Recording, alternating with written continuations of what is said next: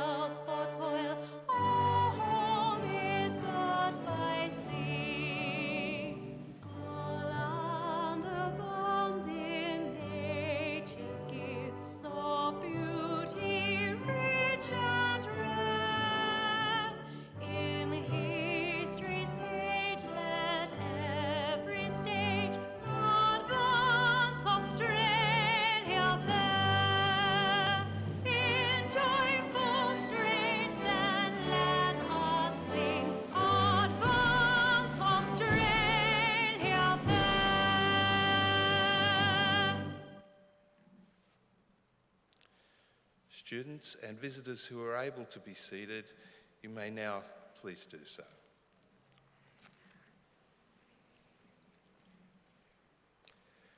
The Australian War Memorial was the vision of Charles Bean, Australia's First World War official historian.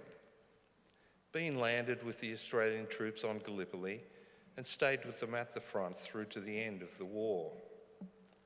The idea of this national memorial and museum came to him at Pozières, France, in the depths of the bloody fighting of 1916. Bean's idea was that this would be a place where families and friends could mourn loved ones buried in faraway places. It would also be a place that could help all Australians understand what these men and women had endured and what they had done for us. Bean's vision, to which we remain true, is best expressed as inscribed in the entrance to the memorial's galleries. Here is their spirit in the heart of the land they loved, and here we guard the record which they themselves made. Tonight we'll read the story behind just one of those on the Roll of Honour, which lists the names of more than 103,000 men and women who have given their lives for us during war and on operations over more than a century. But first, we present a lament, Flowers of the Forest. Wreaths or floral tributes will now be laid at the base of the pool of reflection.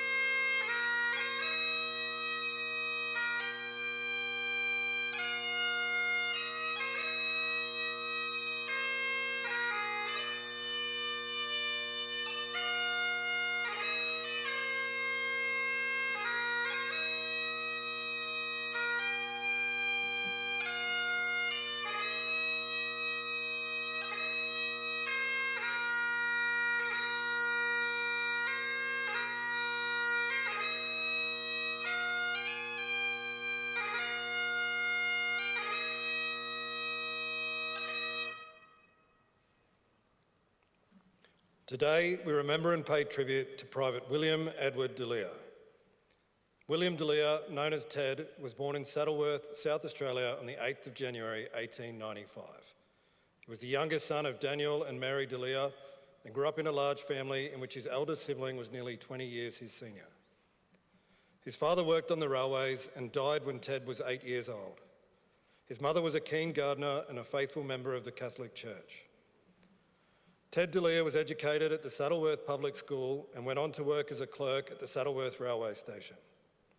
He was a member of the local football and tennis teams and of a temperance association. Ted Dullea was described as possessing a bright, unselfish disposition and was exceedingly popular. Ted Dullea attempted to enlist in the Australian Imperial Force not long after the war began in August 1914, but was turned down for dental problems. By this time, Ted's older brother Michael had moved away to Broken Hill to work in the mines.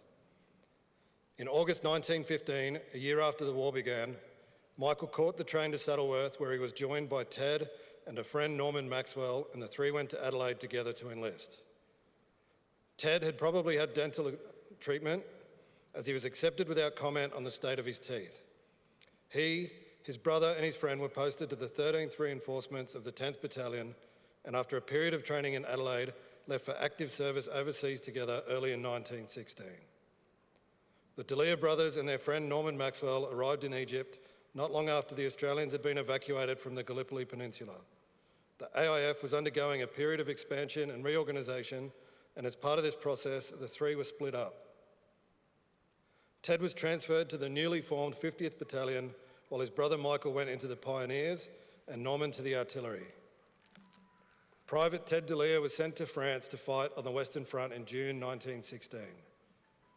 The 50th Battalion's first major operation would come the following August when it entered the front line near the French village of Pozières.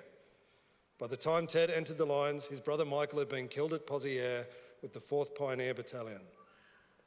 Ted's battalion conducted 2 operations during its first stint in the line at Pozières, both times attacking towards Moquet Farm with only minimal success.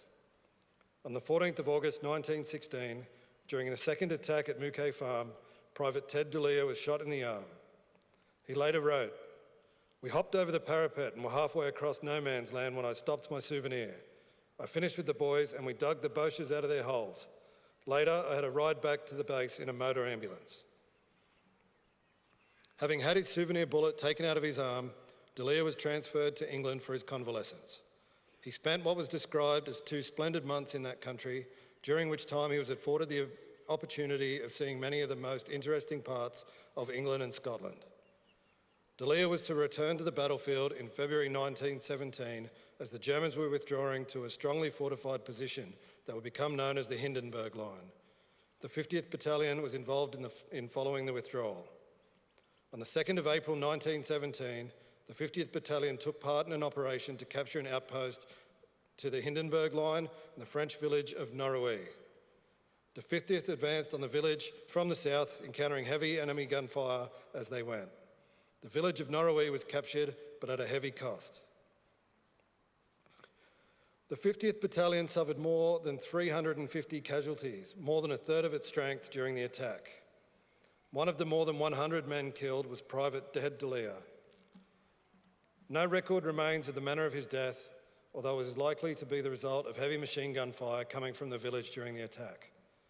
Private Ted Dullea was buried not far from where he fell in a small cemetery with other casualties from the battle. In later years, the cemetery would be obliterated in other fighting and his grave was lost. Today is commemorated on a special memorial in the Norrouilles Australian Cemetery under the simple epitaph, "Beloved son of Mary and the late Daniel Dullea Saddleworth."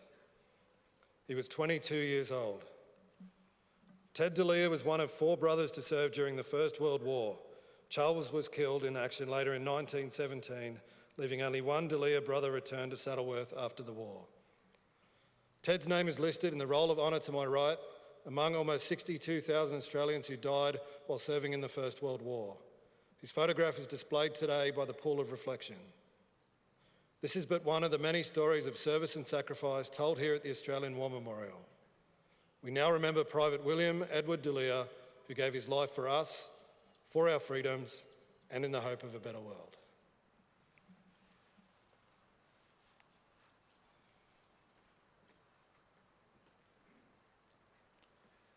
Please stand for the reading of the ode and the sounding of the last post. They shall grow not old, as we are left grow old. Age shall not weary them, nor the years condemn. At the going down of the sun and in the morning, we will remember them. We will remember them.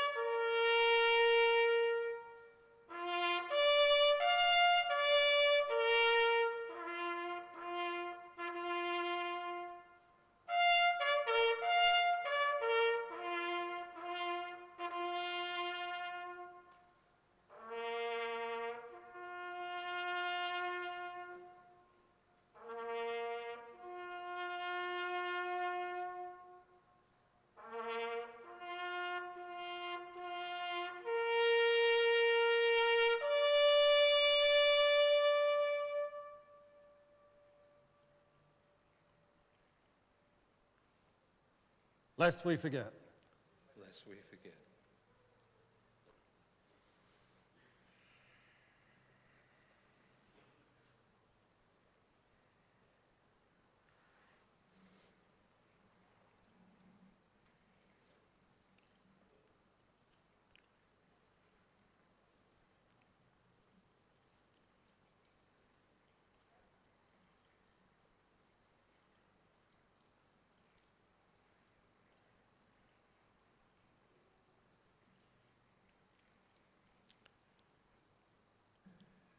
We leave you this evening with the words of the memorial's founder, Charles Bean. Many a man lying out there at Pozières or in the low scrub at Gallipoli, with his poor, tired senses barely working through the fever of his brain, has thought in his last moments, well, it's over. But in Australia, they will be proud of this. Ladies and gentlemen, girls and boys, that concludes the last post ceremony. On behalf of the director, staff and volunteers, thank you for visiting the Australian War Memorial today and for your continued support during the memorial's development project. We wish you all a very pleasant evening. Thank you.